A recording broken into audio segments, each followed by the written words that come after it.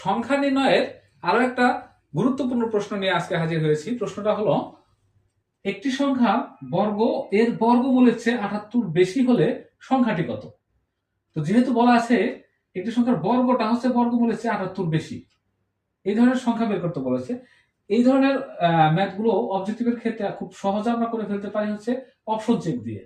তো দেখেন, যেহেতু এখানে বর্গমূলের কথা বলা হয়েছে সংখ্যার উপর, আর একবার বলা হচ্ছে বর্গ করার কথা, তো বর্গ তো আমরা সব সংখ্যার উপরে করতে পারবো, কিন্তু বর্গমূল যদি নির্ণয় করি, এটা যেহেতু পূর্ণবর্গ সংখ্যা না, সুতরাং এটার উপরে বর্গমূল করলে পূর্ণ সংখ্যা আমরা পাবো না, সুতরাং এটা আগে থেকে আমরা ক্রস করে দিতে পারি।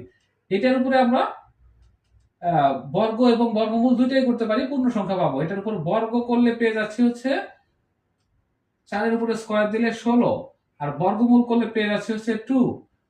তাহলে এই সংখ্যার চেয়ে 78 বেশি না, সুতরাং এটাও আমাদের গ্রহণযোগ্য হচ্ছে না। এই সংখ্যাটা পূর্ণবর্গ নয়, সুতরাং আমরা এটাকে আগে থেকেই বাদ দিতে পারি, যেটাকে রুট করলে দশমিক আসবে, সুতরাং এটা আগে থেকেই বাদ।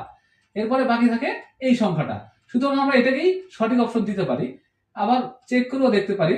কিভাবে চেক করব? একই রকম করে 9 এর উপরে স্কয়ার করলে হয় হচ্ছে 9 9 81, আর 9 এর উপর রুট করলে হয় হচ্ছে 3।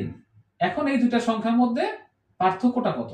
দুইটা সংখ্যার মধ্যে পার্থক্যটা হচ্ছে 78।